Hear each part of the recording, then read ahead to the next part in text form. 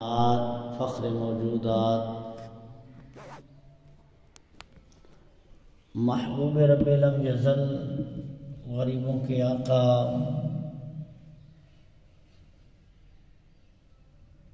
بے کسوں کے سہارا ہم سب کے آقا مولا مأوا ملجا احمد مجتبی محمد مصطفیٰ صلی اللہ تعالی علیہ وآلہ وسلم کی بارگاہ عالیہ میں درود و سلام کا ہدیہ عرض کرنے کے بعد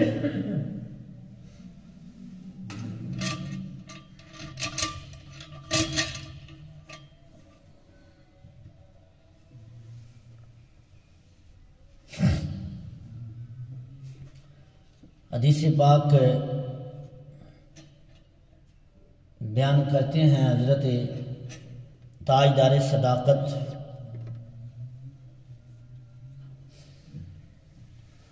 یار غار و یار مزار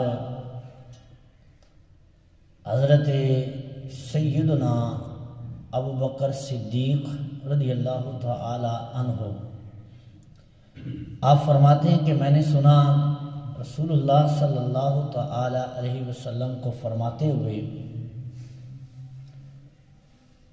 کہ حضور علیہ السلام نے ارشاد فرمایا من صلی علیہ کنت شفیعہ یوم القیامہ۔ سرکار نے فرمایا کہ جو بندہ مجھ پر درود پاک پڑھتا ہے فرمایا قیامت کے دن میں اس کا شفیع بنوں گا۔ شفیع بنوں گا مطلب میں اس کی قیامت کے دن شفاعت کروں گا اور جنت میں اپنے ساتھ لے کر جاؤں گا۔ اور دوسری حدیث پاک جو میں یہاں عرض کرنا چاہتا ہوں، اس حدیث پاک کی راویاں تاجدار صداقت صدیق اکبر رضی اللہ تعالی عنہ کی شہزادی محبوب خدا حضرت سیدتنا ام المومنین عائشہ صدیقہ رضی اللہ تعالی عنہا آپ فرماتی ہیں کہ من سرہ ان یلقى اللہ راضیا فلیکثر الصلاۃ علیہ۔ فرماتی ہیں کہ نبی کریم صلی اللہ تعالی علیہ وسلم نے ارشاد فرمایا جو بندہ یہ چاہتا ہے کہ قیامت کے دن جب اس کی ملاقات اللہ تعالیٰ سے ہو اور اس کا رب اس سے راضی ہو، ان یلقى اللہ راضیا، رب سے اس کی ملاقات ہو اس حال میں ہو کہ اللہ تعالیٰ اس پر راضی ہو، ناراض نہ ہو۔ جو بندہ رب کو راضی کرنا چاہتا ہے تو سرکار نے فرمایا فَلْيُكْثِرِ الصَّلَاةَ عَلَيَّ، فرمایا وہ میری ذات پہ درود پاک کثرت کے ساتھ پڑھا کرے۔ تو ان دو حدیثوں سے پتہ چلتا ہے کہ حضور علیہ السلام نے ارشاد فرمایا کہ جو درود پاک پڑھتا ہے، ایک تو حضور نے فرمایا میں اس کی شفاعت کروں گا، یعنی حضور بھی اس سے راضی ہوں گے، اور دوسرا فرمایا اس کا رب بھی اس سے راضی ہوگا جو محبوب کریم صلی اللہ تعالی علیہ وآلہ وسلم کی ذات بابرکت پر کثرت کے ساتھ درود پاک پڑھتا ہے۔ تو سورہ برکت کے لیے ایک مرتبہ بارگاہ رسالت میں ہدیہ درود السلام کا مل کر عرض کر لیجیے الصلاۃ والسلام علیہ یا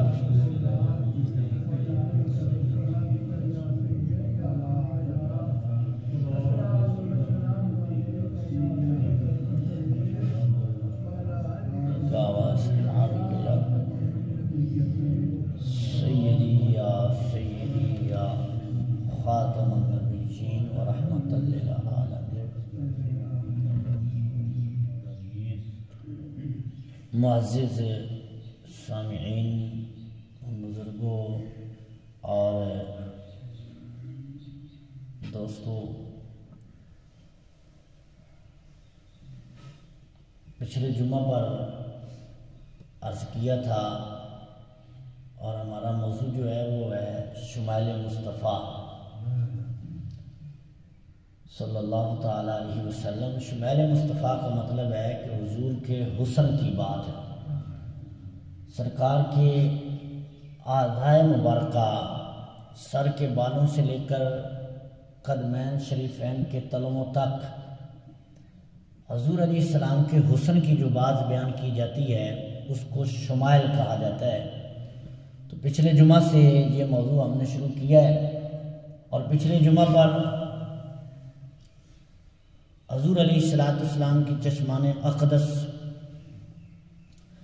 حضور علیہ السلام کی آنکھ مبارک جو ہے اس کے بارے میں کچھ باتیں میں نے عرض کی تھی، اور وہیں سے اپنا موضوع جو ہے ہم آج بھی عرض کریں گے کہ حضور علیہ السلام کی چشمان اقدس جو ہیں اللہ تعالیٰ نے ان کو دونوں حسن عطا فرمائے تھے، ظاہری حسن بھی عطا فرمایا تھا اور باطنی حسن بھی عطا فرمایا تھا۔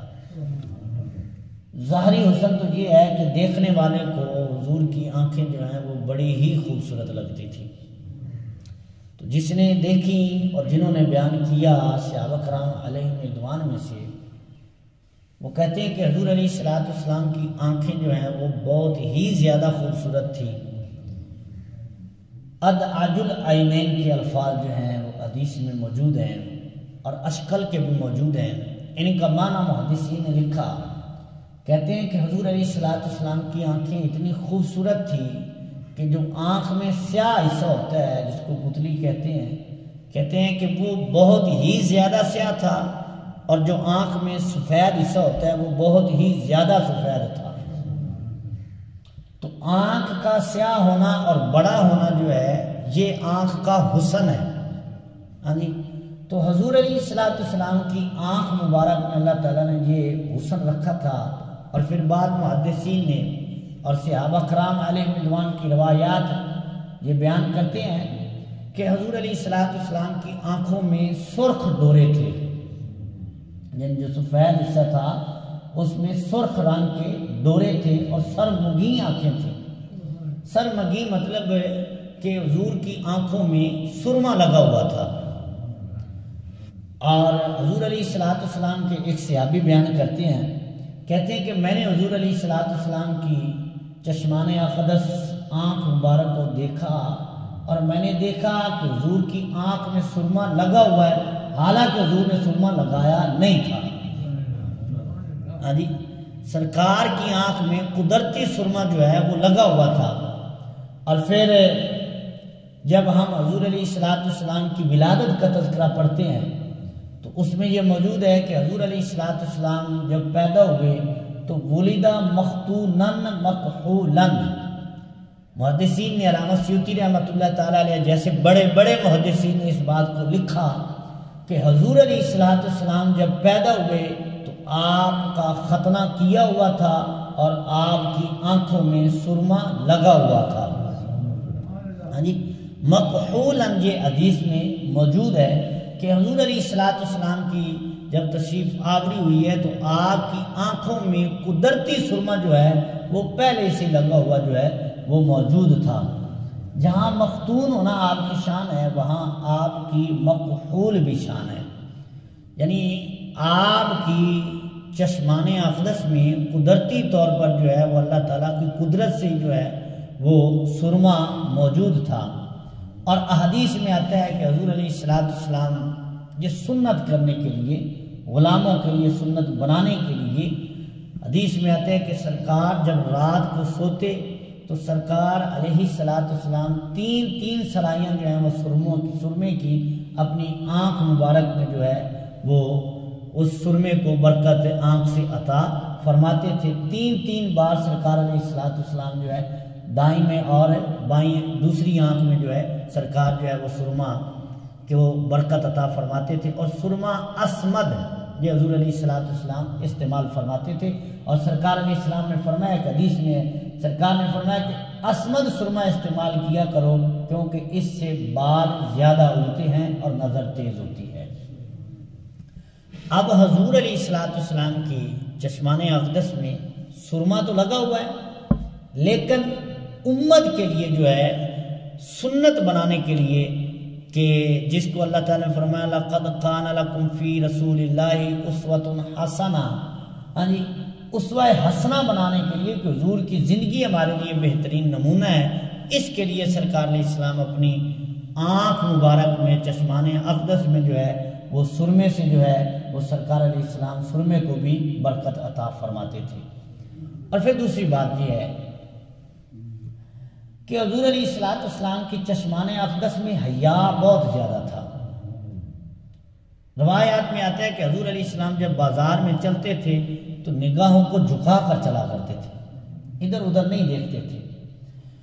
اور دوسری حدیث میں یہ موجود ہے، اس کا مفہوم عرض کر رہا ہوں کہ حضور علیہ السلام کی آنکھ مبارک میں اتنا زیادہ حیا تھا کہ جتنا ایک کنواری لڑکی، بلکہ حدیث میں ہے کہ عرب کی 70 کنواری لڑکیوں میں دوشیزہ میں جتنا حیا ہوتا ہے، فرمایا حضور کی آنکھ میں اس سے بھی زیادہ حیا تھا۔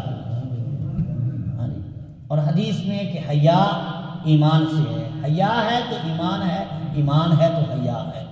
ہاں جی، حیا ایمان کی نشانی ہے۔ تو سرکار علیہ السلام کی آنکھ مبارک میں حیا بہت زیادہ تھا۔ اور راوی کہتے ہیں کہ حضور علیہ السلام نے کبھی کسی کو جو ہے ٹیڑھی آنکھ سے نہیں دیکھا تھا یا آدھی توجہ سے نہیں دیکھا تھا، سرکار جس کو دیکھتے پوری توجہ سے دیکھا کرتے تھے۔ اور بات ہوتا ہے کہ چہرہ کسی اور طرف ہوتا ہے اور بندے کی نظر کسی اور طرف ہوتی ہے، حضور علیہ السلام ایسا کسی کو نہیں دیکھتے تھے، جس کو دیکھتے تھے حضور کا چہرہ انور بھی اس کی طرف ہی ہوا کرتا تھا۔ یعنی پوری توجہ سے سرکار علیہ السلام جس کو دیکھا کرتے تھے اس کی طرف نظر فرمایا کرتے تھے۔ اور پھر دوسرا حسن کی جو بات میں نے پچھلے جمعہ پر بھی عرض کی تھی کہ حضور علیہ السلام کی آنکھ میں اللہ تعالیٰ نے یہ طاقت رکھی تھی کہ جو شے عام بندے کو نظر نہیں آتی حضور اس کو بھی دیکھ لیا کرتے تھے۔ انی ارا ما لا ترون و اسمع ما لا تسمعون، سرکار نے فرمایا میں وہ دیکھتا ہوں جو تم نہیں دیکھ سکتے، اور میں وہ سنتا ہوں جو تم نہیں سن سکتے۔ تو یہ حضور علیہ السلام کا فرمان اقدس ہے، اور یہ حضور علیہ السلام کی نگاہ مبارک کا کمال ہے کہ جو عام بندے کو شے نظر نہیں آتی اللہ کے محبوب وہ شے بھی دیکھ لیا کرتے تھے۔ اس حوالے سے جو کچھ باتیں اور کچھ احادیث میں نے پچھلے جمعہ پر عرض کی تھی، لیکن کیونکہ موضوع وہی ہے تو کچھ باتیں اور جو ہے اس حوالے سے میں اپنے جو جتنا سارا میرا علم ہے اور جو میں پڑھ سکا میں وہ آپ کے گزار کرنے کی سعادت حاصل کروں گا کہ اللہ تعالیٰ نے حضور علیہ السلام کی آنکھ میں ایک ظاہری حسن ہوتا ہے، ایک باطنی حسن ہوتا ہے۔ ظاہری حسن ہے، آنکھ بڑی خوبصورت ہے لیکن اس میں نظر ہی کچھ نہیں آتا، تو اس خوبصورتی کا فائدہ کیا کہ اس کو نظر ہی کچھ نہ آئے۔ ہاں جی، اور اللہ تعالیٰ نے حضور کی آنکھ میں جو حسن رکھا تھا وہ ظاہری حسن بھی تھا، باطنی حسن بھی تھا، کہ دیکھنے میں بھی حضور کی آنکھ بڑی خوبصورت تھی، اور پھر حضور کی بصارت اتنی تیز تھی کہ سرکار زمین پر بیٹھے بیٹھے جنت کی بھی سیر کر لیا کرتے تھے، تحت ثری کی سیر بھی کر لیا کرتے تھے۔ ہاں جی، حضور علیہ السلام کی آنکھ سے دنیا کی کوئی شے جو ہے وہ ایسی نہیں ہے کہ جو پوشیدہ ہو۔ ایک صحابی بیان کرتے ہیں جو مسند ابو یعلا کی حدیث پاک ہے، حضور علیہ السلام کے وہ ساتھ تھے اور سرکار علیہ السلام کہیں تشریف لے کر جا رہے تھے کہ راستے میں حضور علیہ السلام آرام کرنے لگ گئے، اور حضور علیہ السلام ایک درخت کے سائے میں جو ہے نا سرکار علیہ السلام تشریف فرما ہو گئے اور اپنے چشمان اقدس آنکھ مبارک جو ہے ان کو بند کر لیا۔ لیکن یہاں ایک حدیث سماعت کر لیجئے، حضور علیہ السلام نے فرمایا میری آنکھیں سوتی ہیں میرا دل جاگ رہا ہوتا ہے۔ ہاں جی، میری آنکھیں سوتی ہیں میرا دل جاگ رہا ہوتا ہے۔ اب ہمارا سونا اور حضور کا سونے میں کتنا فرق ہے۔ ہم جب سو جائیں نا تو ہمیں دنیا کی کوئی خبر نہیں، ہاں جی، جو کچھ مرضی ہوتا رہے، ہماری آنکھ کھلے گی تو ہمیں پتہ چلے گا بھئی دنیا میں تو یہ ہو گیا، ہمارے گاؤں میں یہ ہو گیا، ہمارے گھر میں یہ ہو گیا۔ جب تک کوئی ہمیں جگائے گا نہیں تو ہمیں پتہ چلے گا نہیں کہ کیا ہو رہا ہے۔ جب آنکھ کھلے گی تو پھر ہمیں پتہ چلے گا اوہ بھائی یہ ہو گیا آج، اوہ میں تو سویا ہوا تھا، مجھے تو پتہ ہی کوئی نہیں۔ آنکھ کھلنے پر ہمیں دنیا کا نظارہ نظر آتا ہے، دنیا کے حالات سے ہم باخبر ہو سکتے ہیں، لیکن قربان جائیں حضور فرماتے ہیں میری آنکھیں ہی سوتی ہیں، میرا دل نہیں سوتا، میرا دل اپنی امت کے لیے پھر بھی باخبر رہتا ہے۔ ہاں جی، ہماری نیند اور ہے اور حضور کی نیند اور ہے۔ سرکار نیند میں بھی باخبر ہے، اور اس کی مثال میں عرض کرنے لگا تھا۔ سرکار علیہ السلام جب درخت کے نیچے آرام کرنے لگ گئے نا تو وہ جو صحابی تھا وہ حضور کے پاس جاگ رہا تھا، بیٹھا ہوا تھا۔ ہاں جی، تو اس نے دیکھا کہ دور ایک درخت کھڑا ہوا ہے، اور وہ درخت جو ہے نا اس نے چلنا شروع کر دیا۔ دوسرا درخت جو اس کو نظر آ رہا ہے وہ اس نے اپنی جڑوں کو ہلایا اور زمین کو چیرتا ہوا نا سرکار کی خدمت میں آ کر کھڑا ہو گیا، اور کچھ دیر کھڑا رہنے کے بعد وہی درخت واپس چلا گیا، جہاں سے آیا تھا وہاں جا کر رک گیا۔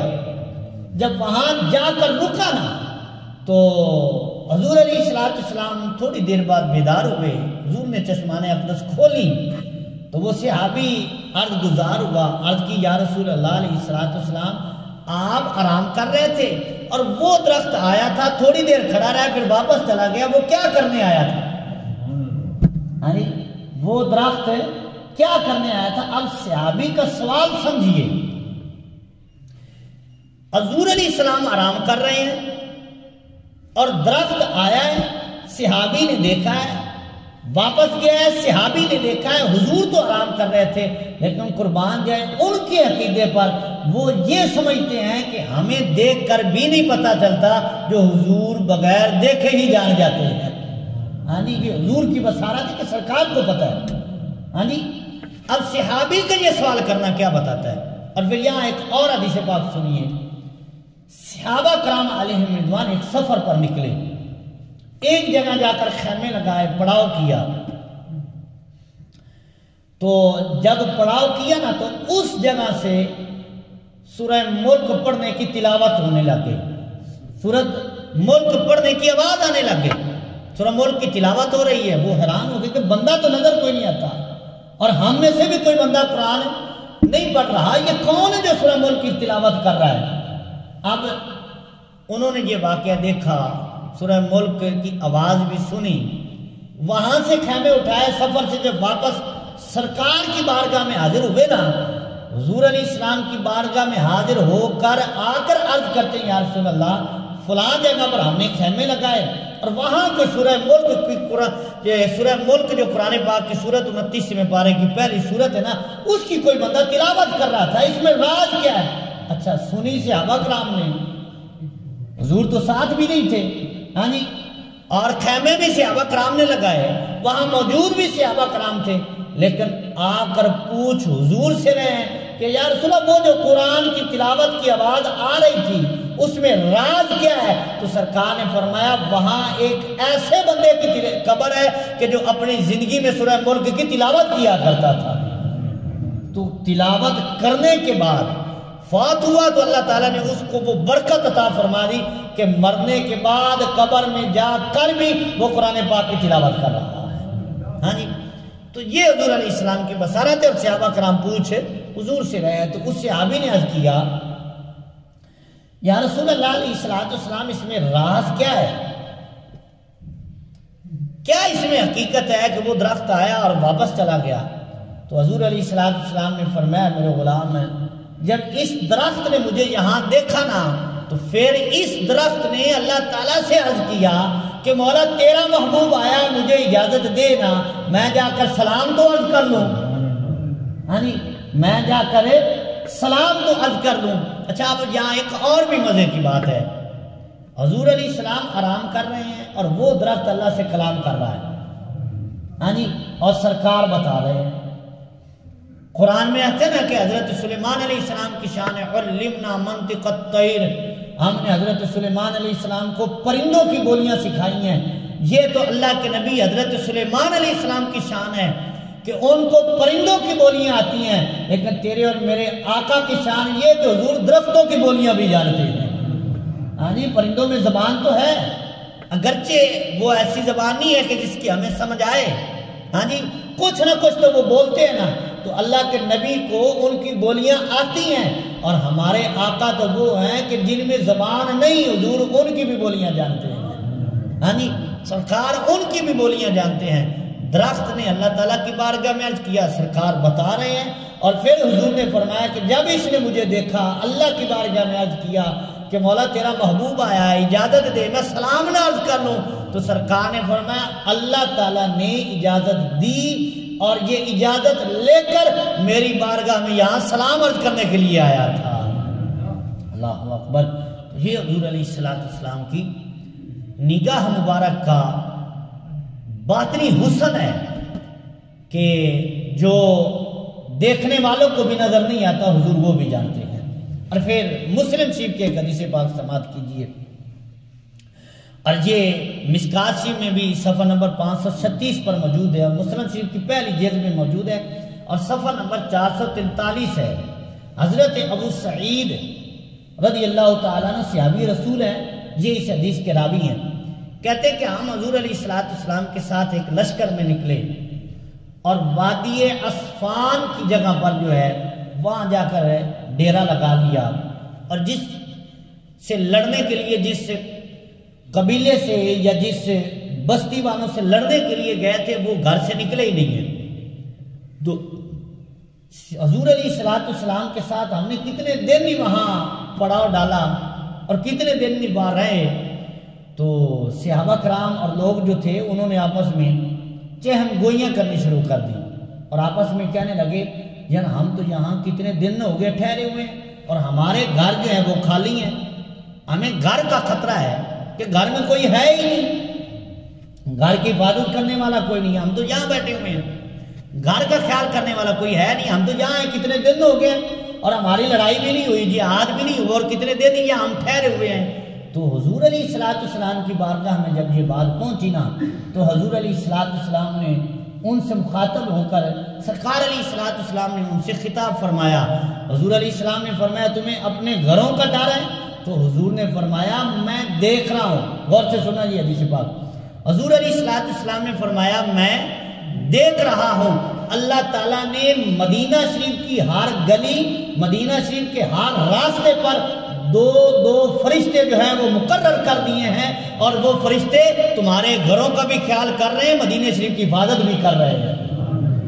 اللہ اکبر۔ فرمایا پریشان ہونے کی بات ہے نہیں ہے، اللہ نے فرشتوں کو مقرر کر دیا ہے، تمہارے گھروں کی بھی حفاظت ہو رہی ہے اور مدینہ شریف کی بھی حفاظت ہو رہی ہے۔ اللہ اکبر۔ سرکار وہیں سے دیکھ کر فرما رہے ہیں۔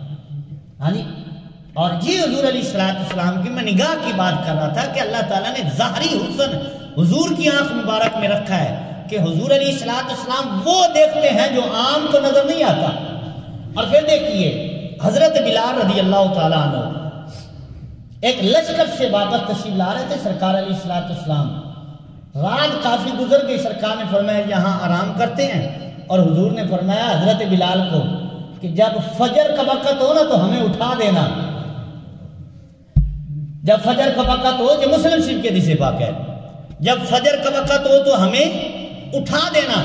تو اب حضرت بلال کو نیند آ گئی، اور وقت ہو گیا چاچ کا، سورج نکل آیا، دھوپ چڑھ آئی، تو حضور علیہ السلام کی آنکھ کھلی، صحابہ کرام اٹھے، تو اب سرکار علیہ السلام کی بارگاہ میں حضرت ابوبکر صدیق تھے۔ حضور علیہ السلام نے حضرت ابوبکر صدیق کو بتایا، فرمایا کہ اے ابوبکر حضرت بلال جاگ رہے تھے، جب ہوا نا فجر کا وقت تو شیطان آیا اس کے پاس، اس نے اس کو تھپکیاں دے دے کر سلا دیا، اور حضرت بلال کو اس طرح نیند آ گئی۔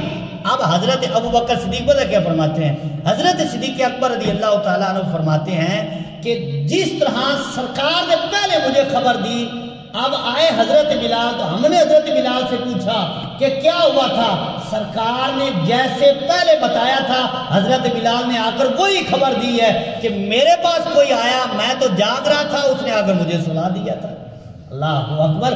تو اب حضور علیہ السلام خبر ہے پہلے دے رہے ہیں اور حضرت بلال بعد میں آ کر بتا رہے ہیں، کیونکہ حضور کی نگاہ سے کوئی بات پوشیدہ نہیں ہے۔ اور پھر آگے چلیے، حضرت ابو ہریرہ رضی اللہ تعالی عنہ سلطان الحدیث ہے اور صحابہ کرام میں حافظ الحدیث ہے۔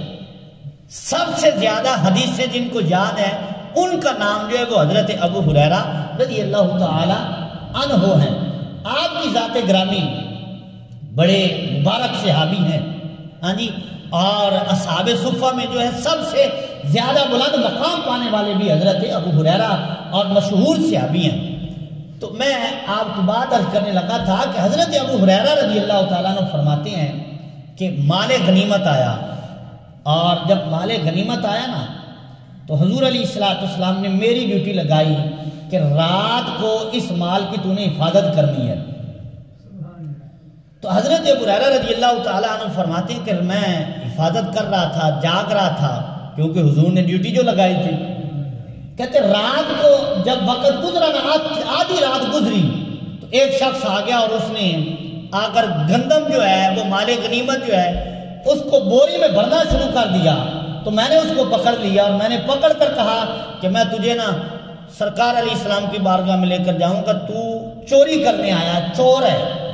تو اب جس کو حضرت ابو ہریرہ نے پکڑا نا، تو اب جب پکڑا تو اب اس نے کہا کہ اب وہ بہانے کرنے لگ گیا کہ میں غریب ہوں، مسکین ہوں، میرے بچے چھوٹے ہیں، یہ وہ ہے، منتیں کرنے لگ گیا، مجھے چھوڑ دے، میں دوبارہ نہیں آؤں گا۔ تو حضرت ابو ہریرہ کے دل میں رحم پیدا ہو گیا اور میں جا تجھے چھوڑتا ہوں لیکن دوبارہ نہ آنا۔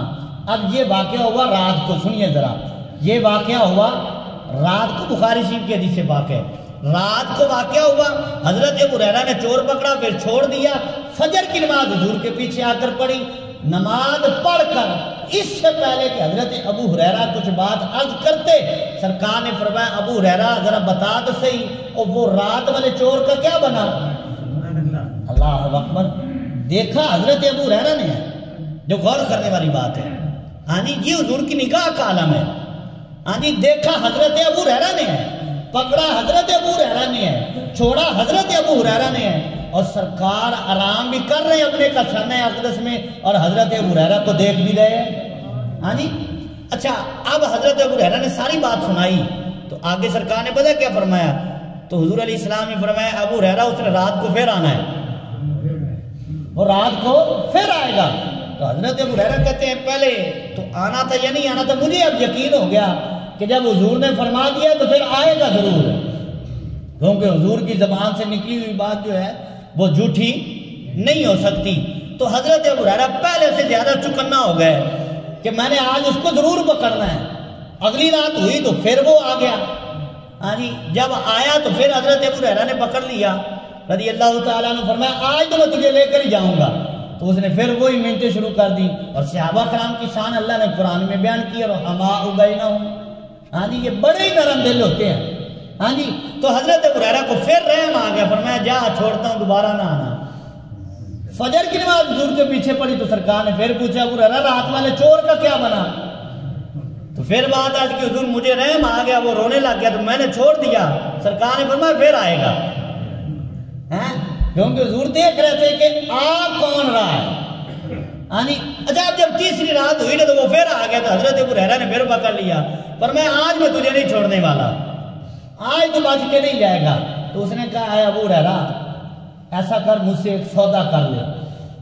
فرمایا کیا سودا کرنا چاہتا ہے؟ اس نے کہا سودا یہ ہے کہ تو مجھے چھوڑ دے، اس کے بدلے میں ایک وظیفہ بتاتا ہوں، وہ کر کے ساری رات ہی سو جانا، تیرے مال کے قریب کوئی آئے گا ہی نہیں۔ میں ایک وظیفہ تجھے بتا دیتا ہوں، یہ سودا کر لے، وظیفے کے بدلے مجھے چھوڑ دے۔ فرمایا پھر بتا وظیفہ کیا ہے؟ تو اس نے کہا وظیفہ یہ ہے کہ جب رات کو سوئے نا تو ایتل کرسی پڑھ لینا، ایتل کرسی پڑھ کے سو جانا، تیرے مال کی چوری نہیں ہوگی، تیرے مال کی حفاظت ہوگی۔ تو حضرت ابو ہریرہ نے اس سودے پہ اس کو چھوڑ دیا. صبح ہوئی حضور کی پیچھے نماز پڑھی, سرکار نے فرمایا ہاں بتا پھر رات والے چور کا کیا بنا.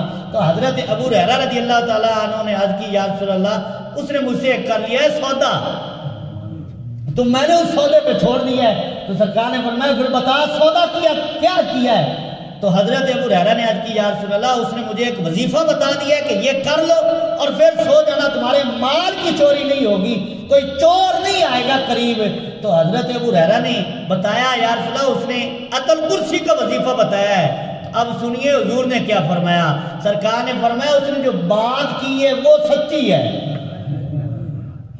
سنیے ذرا, اس نے جو بات کی ہے وہ سچی ہے لیکن خود جھوٹا ہے. حضور نے فرمایا ابو ہریرہ یہ 3 دن جو تیرے پاس آتا رہا وہ کوئی بندہ نہیں تھا, وہ شیطان تھا, تیرے پاس آتا رہا ہے لیکن جاتے جاتے تجھے وظیفہ صحیح بتا گیا ہے. اب دیکھیے حضور علیہ الصلوۃ والسلام گھر میں آرام کر رہے ہیں, آپ حضرت ابو ہریرہ کے پاس رہا ہے. حضور دیکھ بھی رہے ہیں, جان بھی رہے ہیں اور پہچان بھی رہے ہیں. حضور کو پتہ ہے آنے والا کون ہے اور جانے والا کون ہے. اللہ اکبر. یہ حضور علیہ السلام کی نگاہ کا حسن ہے جو اللہ تعالیٰ نے اپنے محبوب کو عطا فرمایا. یہاں میں ایک اور آپ کو بڑی پیاری روایت عرض کرنا چاہوں گا.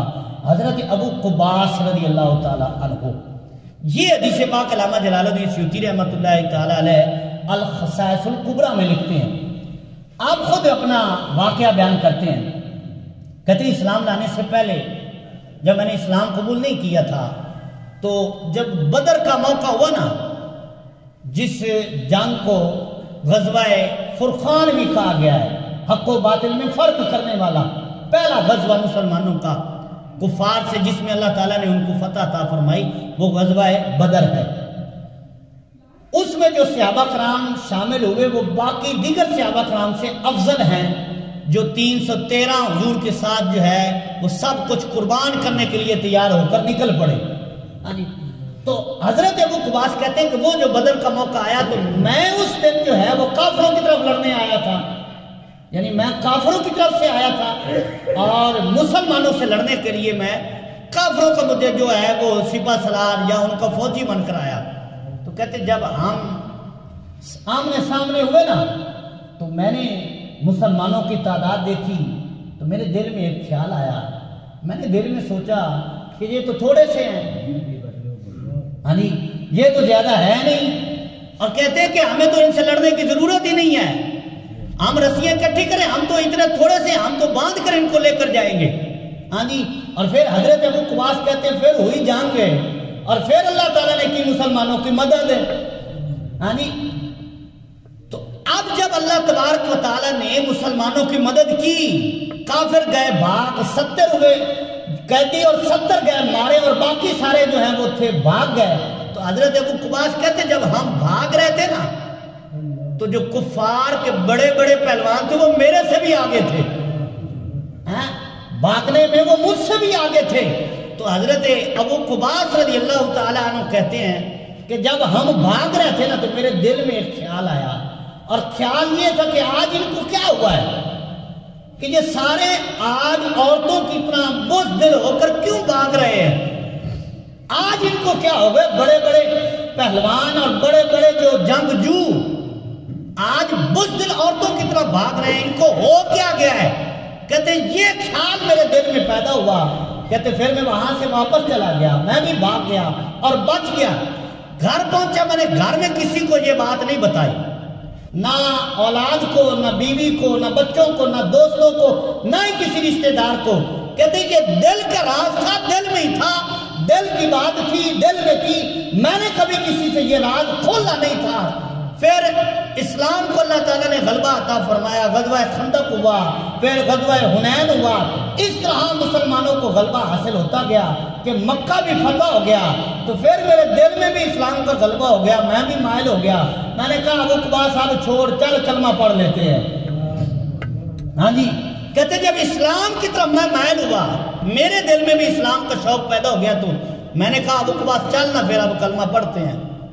مسلمان ہوتے چھوڑ اس کفر کے عقیدے کو, چھوڑ ان بتوں کو, چل ایک خدا کی عبادت کرتے ہیں, حضور کا کلمہ پڑھ لیتے ہیں. کہتے میں نے سفر کیا مکہ سے مدینہ شریف کی طرف.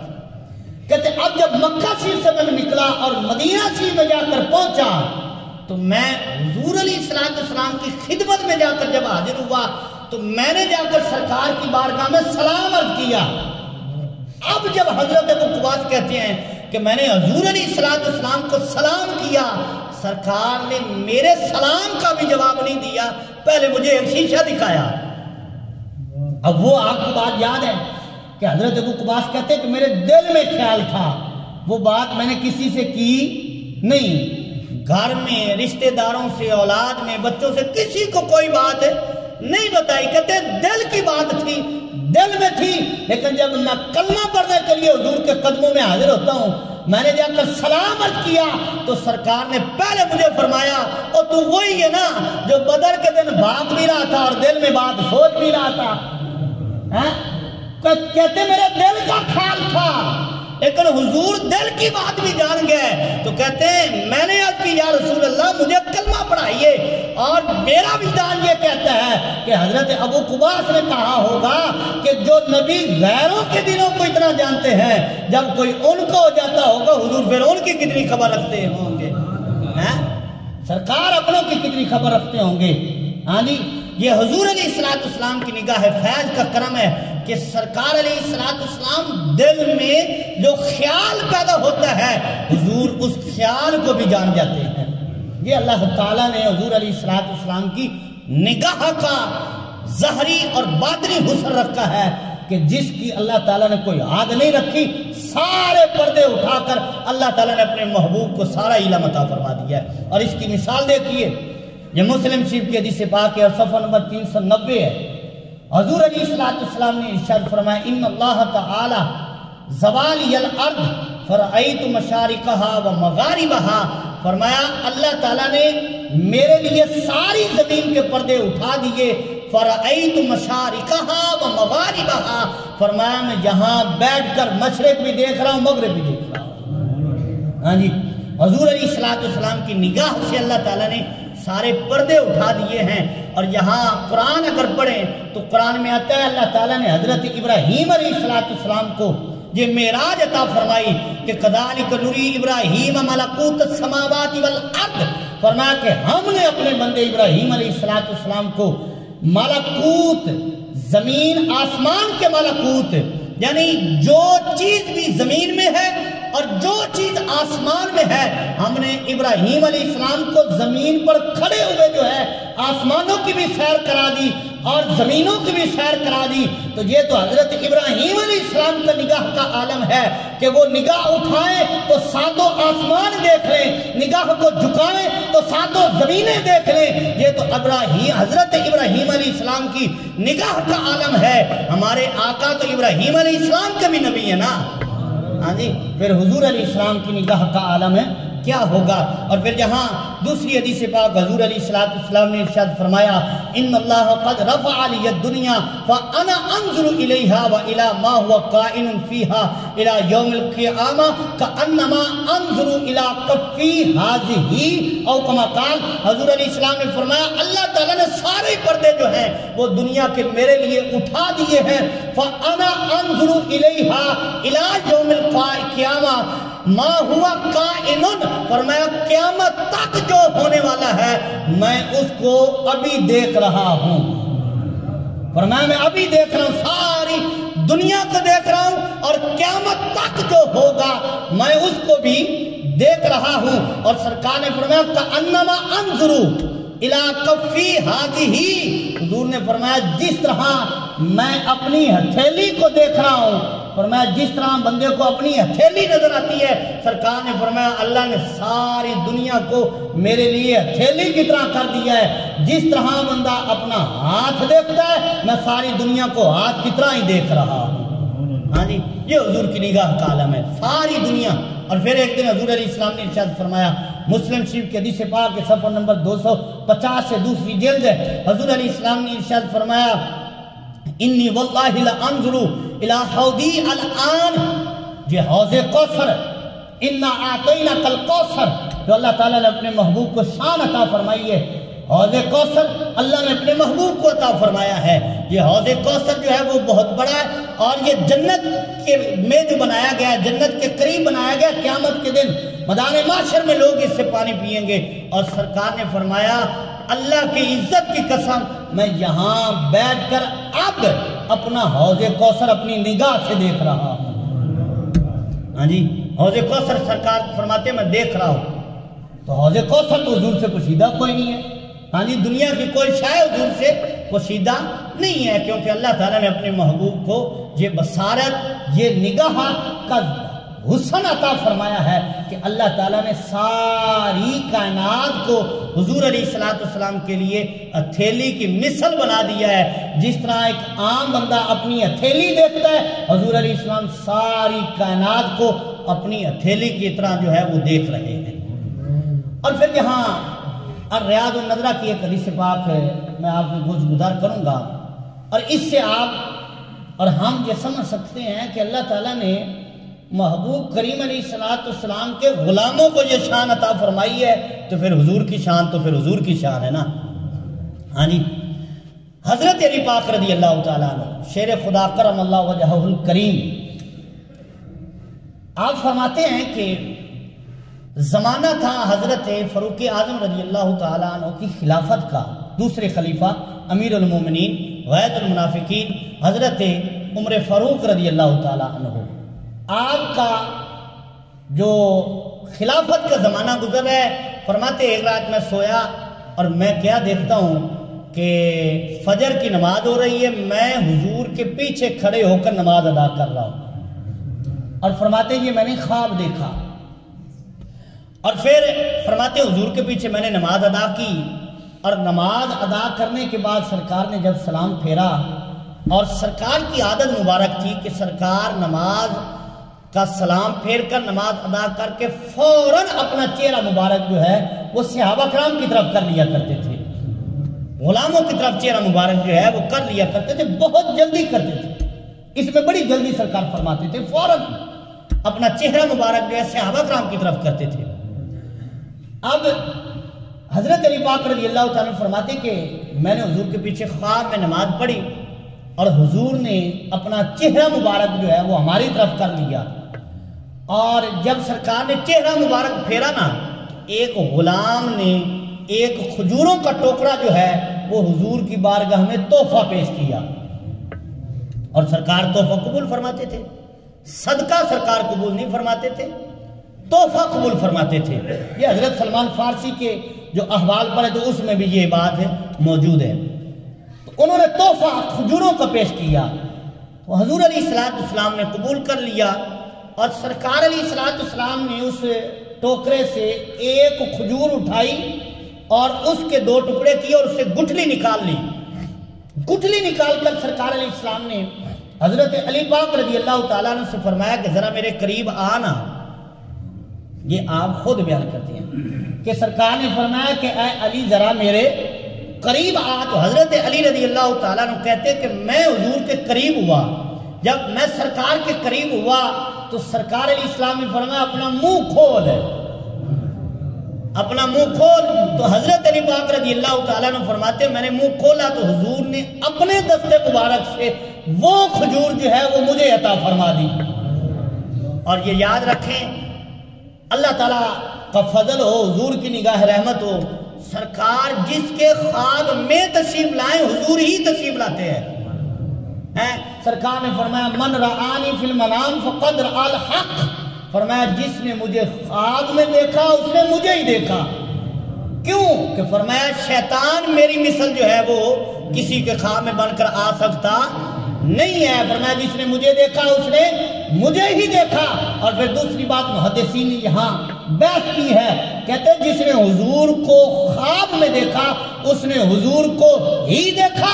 اور پھر آگے فرماتے ہیں کہ جس نے حضور کو خواب میں دیکھا اور حضور نے اگر خواب میں کسی کو کوئی شے عطا فرما دی تو وہ خواب نہیں رہتا، وہ حقیقت بن جاتی ہے، وہ حقیقت میں ہو جاتی ہے. اگر اس بات کو دیکھنا تو امام بصیری کا قصیدہ پڑھ کر دیکھ لیں. سرکار نے چادر عطا فرمائی نہیں خواب میں، صبح ہوئی تو وہ ان کے کندھے پر تھی. ہاں جی، تو سرکار خواب میں جو تشریف فرما ہو، جو عطا فرما دے، وہ حقیقت میں ہوتا ہے۔ بات میں مختصر کروں، حضرت علی رضی اللہ تعالی عنہ آپ فرماتے حضور نے کھجور مجھے عطا کی۔ آپ جب کہتے ہیں میں نے کھائی نا تو ادھر فجر کی اذان ہو گئی، مؤذن نے اذان شروع کر دی تو میری آنکھ کھلی، اور میں نے جب دیکھا اور میری آنکھ کھلی تو وہ جو خواب میں نے کھجور کھائی تھی اس کا ذائقہ نہیں گیا تھا، وہ ذائقہ منہ میں موجود تھا۔ اللہ اکبر، وہ ذائقہ موجود تھا۔ اور حضرت علی پاک کہتے ہیں کہ ادھر فجر کی اذان ہو گئی تو میں نے وضو کیا، میں نے مسجد کا رخ کیا۔ جب میں مسجد میں گیا تو میں نے دیکھا حضور کے مصلی پہ فاروق اعظم بیٹھے ہوئے۔ کہتے ہیں میں نے فجر کی نماز حضرت امیر المومنین فاروق اعظم رضی اللہ تعالی عنہ کے پیچھے ادا کی۔ جب نماز ادا کی تو کہتے ہیں میں وہ خواب سنانا چاہتا تھا رات کا، جو سرکار نے کرم فرمایا کہ اتنے میں ایک کھجوروں کا ٹوکرا بھی آ گیا۔ کھجوروں کا ٹوکرا آیا، حضرت فاروق اعظم کی بارگاہ میں تحفہ، آپ نے قبول کیا اور حکم دیا کہ اس کو تقسیم کر دو، لیکن ایک کھجور اٹھا لی اور اٹھا کر اس کی گٹھلی نکالی اور حضرت علی پاک سے فرمایا ذرا میرے قریب تو آئیے نا۔ تو حضرت علی حضرت فاروق اعظم کے قریب ہوئے، فرمایا منہ کھولیے، تو آپ نے منہ کھولا تو اپنے ہاتھ سے حضرت فاروق اعظم نے آپ کو ایک کھجور کھلا دی۔ جب کھجور کھائی تو حضرت علی المرتضیٰ شیر خدا رضی اللہ تعالیٰ عنہ آپ کہتے ہیں اے عمر ایک اور مل سکتی ہے؟ سبحان اللہ کہیے ذرا۔ حضرت علی پاک رضی اللہ تعالیٰ عنہ حضور علیہ السلام نے فرمایا اتقوا فراست المومن فانه ينظر بنور اللہ، یہ ترمذی شریف کے حدیث سے پاک ہے۔ حضور نے فرمایا مومن کی فراست سے بچو، کیونکہ مومن اللہ کے نور سے دیکھا کرتا ہے۔ یہ مومن کی فراست ہے تو وہ تو پھر امیر المومنین ہے نا، وہ تو فاروق اعظم ہیں۔ حضور علیہ السلام کے جلیل القدر صحابی ہیں، دوسرے خلیفہ ہیں۔ حضرت فاروق اعظم سے جب حضرت علی نے عرض کیا نا کہ اے امیر المومنین ایک کھجور اور مل سکتی ہے، تو حضرت عمر فاروق رضی اللہ تعالیٰ کیا فرمایا اے پیارے علی اگر رات کو حضور نے دوسری دی ہوتی نا تو میں عمر بھی دوسری دے ہی دیتا۔ اللہ اکبر، وہ خواب دیکھ رہے ہیں اور حضرت فاروق اعظم بتا رہے ہیں اور پتہ بھی ہے کہ حضور نے کھجور آج کھلائی ہے اور ایک ہی کھلائی ہے۔ اللہ اکبر، تو یہ تو ان کے غلاموں کی شان ہے، یہ تو ان کے غلاموں کی نگاہ کا عالم ہے، تو پھر سرکار کی نگاہ کا عالم کیا ہوگا؟ یہ شان ہے خدمتگاروں کی، یہ شان ہے خدمتگاروں کی۔ سرکار کا عالم کیا ہوگا؟ ہر کوئی فدا ہے بن دیکھے، ہر کوئی فدا ہے بن دیکھے، تو پھر دیدار کا عالم کیا ہوگا؟ اللہ تعالیٰ عمل کی توفیق عطا فرمائے۔ انشاءاللہ تعالیٰ اگلا جمعہ پھر یہیں سے آگے شروع کریں گے۔ اللہ تعالیٰ سب کا حامی و ناصر ہو، آمین وما علیہ الا البلاغ۔